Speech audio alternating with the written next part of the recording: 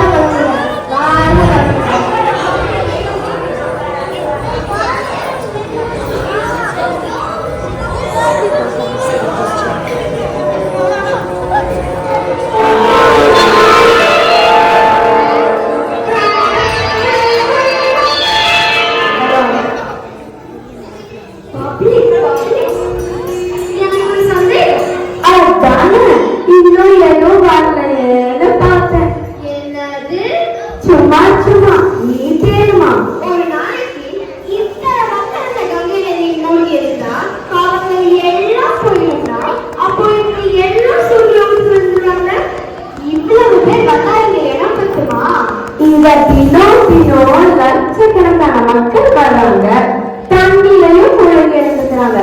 ஆனா இதுல எத்தனை பேரு உண்மையான பாவங்கள் பொட்டிக்கையோட மூழ்கிறாங்க நீ நினைக்கிற? இவ்வளவு நேரம் சொற்பொழிவு சொல்லிட்டு இருந்த சன்னியாசிக்கு கூட இந்த நம்பிக்கை இருக்குமான்றது கேள்விக்குறிதான்.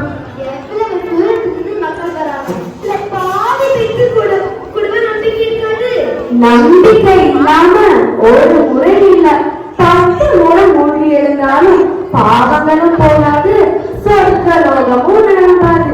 நீ கவலைய விடு. இல்ல உனக்கு நான் புரிய வைக்கிறேன். நீயும் நானும் பூமிக்கு மாறு வேஷத்துல தாத்தா பாட்டியா வேஷம் போட்டு போலாம். ரெடி? என்ன பண்றீங்க? Costume change my baby. Hello, அந்த நம்ம ஒரு உள்ள போனா தாத்தா பாட்டியா மாறி வரலாம். ரெடி?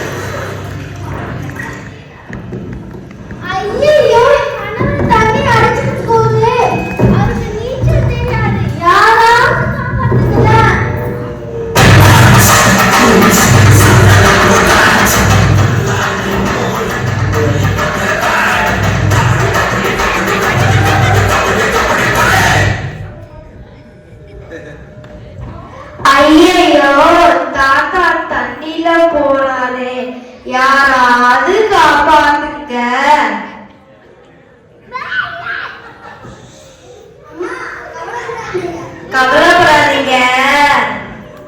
கவலைப்படாதீங்க, எனக்கு நீச்சல் தெரியும், நான் காப்பாத்துறேன். நன்றி. நன்றி. ஆனா ஒரு சிக்கல் இருக்கு. அவர் சிவில் டாக்டர். காசுல யாராவது ஒரு கொடுத்தா அவங்க அந்த இடத்துல எனக்கு சம்பளாயிடுவாங்க. ஐயோ, எனக்கு சாம்பலாயிடுவாங்களா? ஐயையோ, அதனால அவங்க நம்ம உதவி பண்ண வந்தது ஒரு குற்றமா? நம் சொல்லாலையோ இல்ல செயல் மூலமோ எண்ணம் பாவம் பண்ணணும் நமக்கு எதுக்கு வந்தது? இவ்வளோ பேர் இருக்கீங்களே, இவ்வளோ பேர் இருக்கீங்களே. இவ்வளோ பேர் காப்பாற்ற முடியாதா? யாராவது காப்பாத்துங்க, யாராவது காப்பாத்துங்க. காப்பாத்துக்க. அங்க என்ன சத்தம்? அங்க என்ன சத்தம்? அங்க என்ன சத்தம்? அங்க என்ன சத்தம்? அப்ப நீங்க எப்படி? சும்மா. ஆமா, நீங்க சும்மா.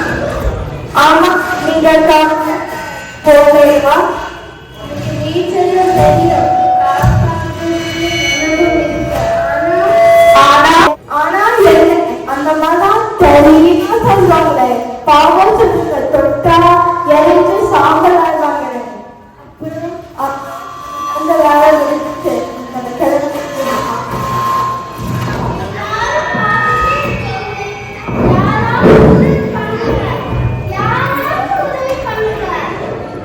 காப்பாத்துங்க.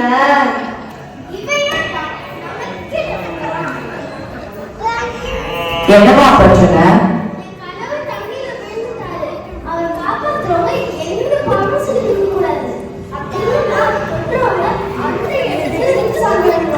அம்மா, நான் பாவம் செஞ்சிருக்கேனா இல்லையானே எனக்கு தெரியாது. நான் இங்குதான் வெட்டி ஆனா என்ன தினமும் இந்த சன்னியாசி சொல்லிட்டு இருப்பாரு, இந்த நதியில மூழ்கி இருந்தா பாவம் எல்லாம் போயிடும். நான் இந்த தண்ணியில மூழ்கி இருந்தா பாவம் எல்லாம் போயிருந்தேன். நான் கடவுளை காப்பாற்றி கூட்டிட்டு வரேன்.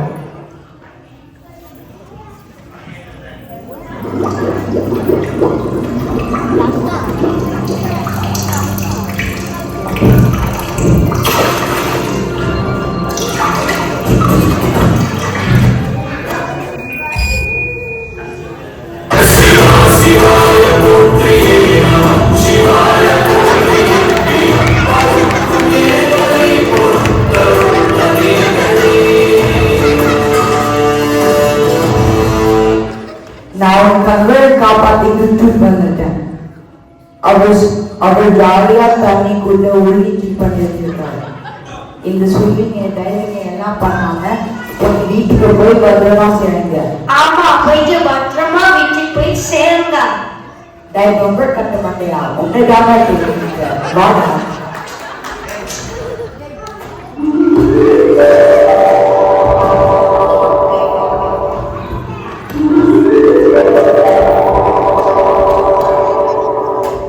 நான் தான் சொன்னேன், நம்புறியா? யாருனாலும் கங்கை நதிக்கு வரலாம், தண்ணியிலையும் மூழ்கி எடுத்துக்கலாம். ஆனா யார் ஒருத்தருக்கு தண்ணியில மூழ்கினா பாவம் போகுன்ற நம்பிக்கை இருக்கும், அவங்களுக்கு தான் பாவங்கள் எல்லாம் போகும். நம்பிக்கை இல்லாம என்ன செஞ்சாலும் அதுல ஒரு பயனும் இருக்காது. இதுதான் வெற்றியானின் வயசுக்கு ஏற்ற பக்குவங்கிறது. எல்லாம் சரினா அதென்ன வயசுக்கு ஏற்ற பக்குவம்? அதே ஒத்துக்க முடியாது. வயசுக்கும் மன உறுதிக்கும் நம்பிக்கைக்கும் எந்த சம்பந்தமும் கிடையாது. அப்படி ஒரு சாதனை அதானே. அதேதான் 20 வருடங்களுக்கு முன்னாடி நடந்த கதையை இங்க பாருங்க. ஐரோப்பால இருந்து நியூயார்க்குக்கு ஒரு பயணிகள் கப்பல் போயிருந்தது. சுமார் 1000 பயணிகள் அதுல பயணம் செஞ்சுட்டு இருக்காங்க. கப்பல்களிலும் முதல் வகுப்பு, 2ஆம் வகுப்பு, 3ஆம் வகுப்புன்னு இருக்கும். மிகவும் அடிப்படையான வசதி மட்டுமே கொண்டே இருக்கிற 3ஆம் வகுப்புல ஒரு குடும்பம் பயணம் செய்யறாங்க. அம்மா, அப்பா, ஒரு ஆண், ஒரு பெண் குழந்தை. அந்த பெண் குழந்தைக்கு அந்த கப்பல்லையே மிகவும் ஈர்த்தது 2 இடம்தான். ஒன்று விளையாட்டு அரங்கம், மற்றொன்று ஒரு பெரிய உணவகம். அந்த 2 இடங்களுக்கும் எல்லாரும் போகலாம். ஆனால் நிறைய பணம் வைத்திருந்தால் மட்டுமே நமக்கு பிடித்ததை வாங்க முடியும். ஏனென்றால் எல்லாமே அங்க விலை உயர்ந்தது. அந்த கேக் எவ்வளவு? $4 பாப்பா. Okay thank you.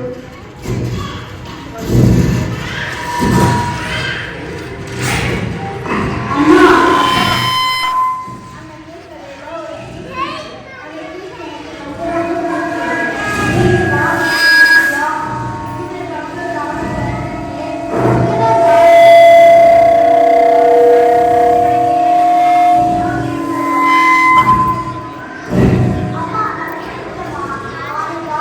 ஒரு பீஸுக்கு $4 என்கிட்ட அந்த பணம் கிடையாது. அதெல்லாம் வேண்டாம். போ.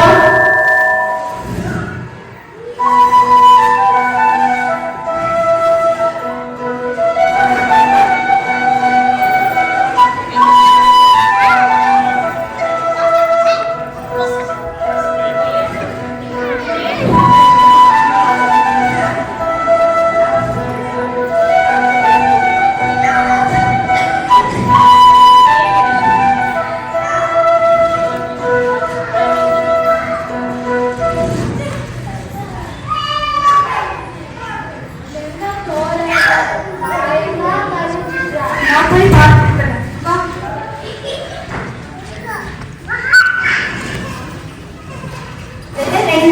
அந்த கேக் துண்டே பார்த்துருக்கா. நாளைக்கு கப்பலை கடைசினா பாவமா இருக்கு. $4 கொடுக்கலாமா? ஆமா, $4 கஷ்டப்பட்டு குடித்தலாம். ஈஸி அப்புறம் பார்க்கலாம். வா வா, சீக்கிரம் வா. உனக்கு ஒரு சர்ப்ரைஸ். இல்ல, $4 கேக்கு வா. அப்பா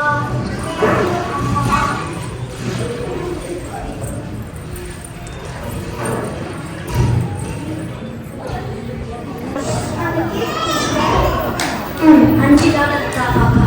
நீங்க எதுக்கு $5 சொல்றீங்க? நான் கேட்டுக்கு $4 சொன்னீங்க. இப்பவுமே இந்த கேக்கோட விலை $4 தான் பாப்பா. ஆனா வரியோட சேர்த்து மொத்தம் $5. உங்ககிட்ட இருக்கா?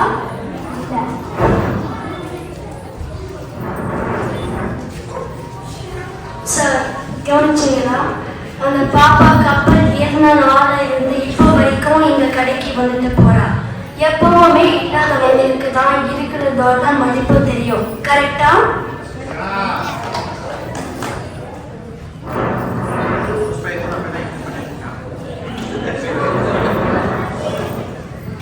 அப்பா இந்த கேக்க வாங்கிக்கோ. நீங்க யாரு? எனக்கே தெரியல. எனக்கு வேண்டாம்.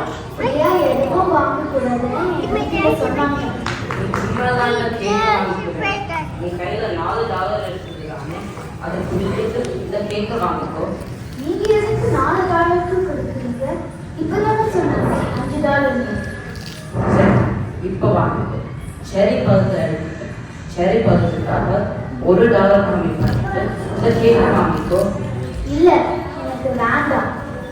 நான் இந்த கேக்ல இருக்கிற செரி பழத்துக்கோ தீபக்கோ இன்னைக்கோ ஆசைப்படல. நான் ஆசைப்பட்டது முழு கேக்.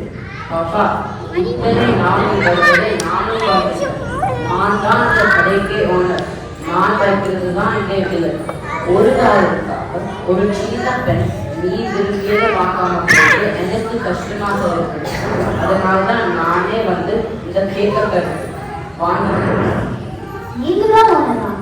என்னை பார்த்து எப்படி இந்த கேள்விங்க எதிர்கட்சிக்கான பார்த்தா என்ன நினைக்கிறேன்? சரி அப்படின்னா உங்களோட கடையில எனக்கு 2 hours செய்யற மாதிரி வேலை பண்ணுங்க. சரி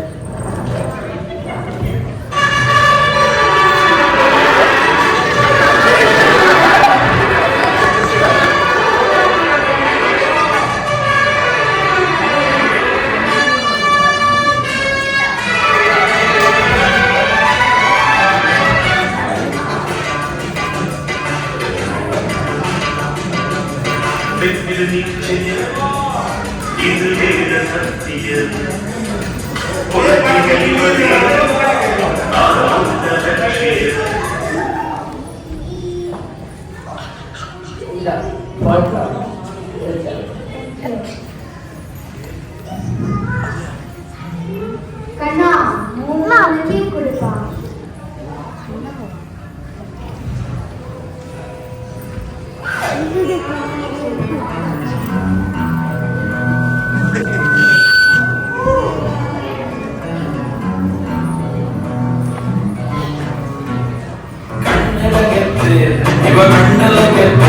வாய்ப்பில்லாம வச்சிடவா வாயில குத்து வாயில குத்து வாயில குத்து.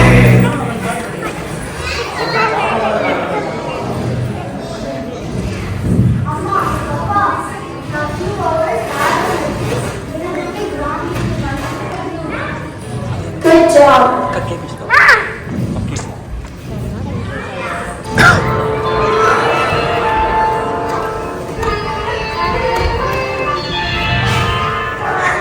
இப்ப சொல்லுங்க, வயசுக்கும் உண்மையான வானிலைக்கும் சம்பந்தம் இருக்கா?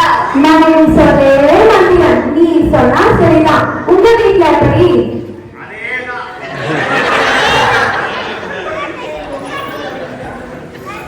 எல்லாருக்கும் கதை புரிஞ்சுக்கிறீங்க? எல்லாம் மைக் அந்த கிளியரா இல்லை. எல்லாருக்கும் கன்வே ஆச்சா ஸ்டோரி?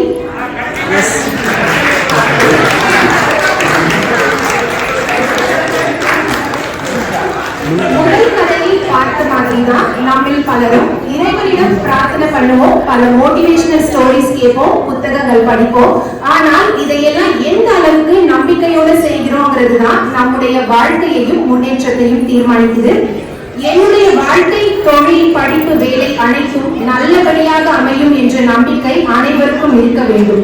நம்பிக்கை இருந்தா பிரச்சனை வராதான்னு கேட்டா பிரச்சனைகள் வரும். ஆனால் நம்பிக்கை இருக்கும் இடத்தில் ஒவ்வொரு பிரச்சனைகளும் படிக்கட்டுகளாக தெரியும். அந்த படி ஏறி ஏறி உயரத்தை அடைவோம்.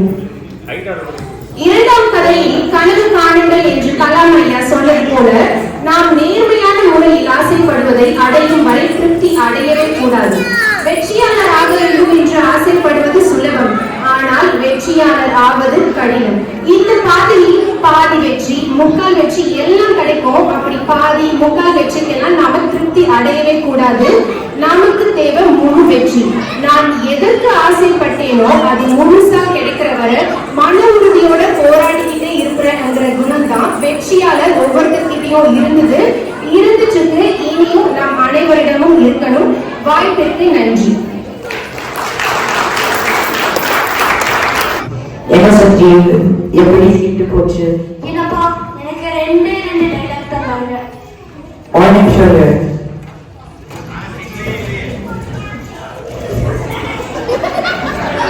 டைலாகே இல்லாத இந்த பச்சமான நினைச்சு பாரு.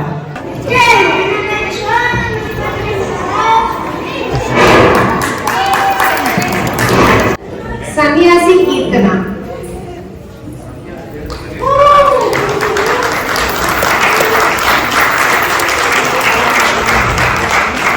சிவன் பிரதன்யா.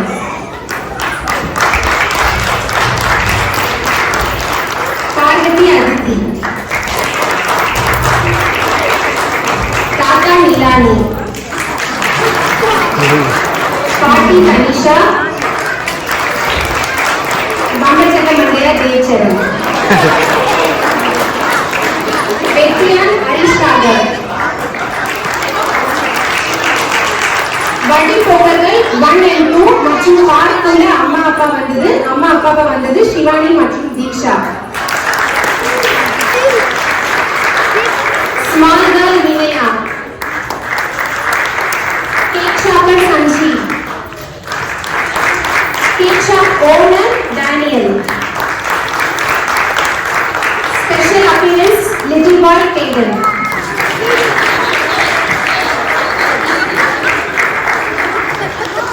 எல்லா அம்மாக்களுக்கும் மிகப்பெரிய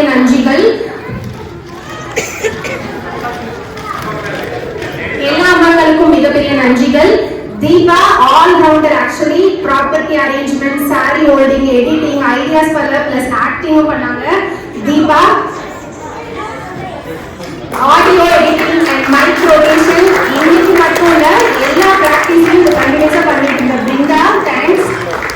ஆக்டிங், மைக் ரொட்டேஷன், டயலாக் கண்டினியூஸா மானிட்டர், நான் மிஸ் பண்ணாலும் பிராக்டிஸ் அப்ப மிஸ் பண்ணாம பண்றாங்களான்னு மானிட்டர் பண்ணது கார்த்தி. தேங்க்ஸ் ராஜி, குட்டி குழந்தைய வச்சுட்டு எல்லா பிராக்டிஸ்க்கும் கூட இருந்து சாரி ஹோல்டிங் அண்ட் பார்ட் 2 அனௌன்ஸ்க்கு ஹெல்ப் பண்ணாங்க. Thanks Anisha, acting plus property helper, எல்லாம் நிறைய ப்ராப்பர்ட்டிஸ் எப்பப்ப தேவைப்படுதோ எல்லாமே கொண்டு வந்துட்டு இருந்தாங்க. தேங்க்ஸ் அனிஷா. தேங்க்ஸ் ஃபெலிசியா ஸ்கிட்டுக்காக லெஜர் கேக் பேக் பண்ணி எடுத்துட்டு வந்தாங்க அண்ட் சாரி ஹோல்ட் பண்ண ஹெல்ப் பண்ணாங்க.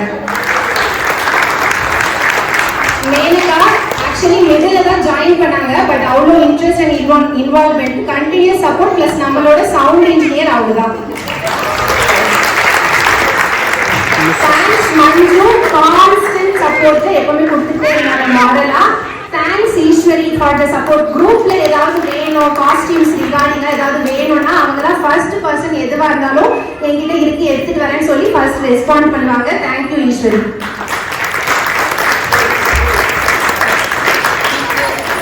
எல்லாருக்கும்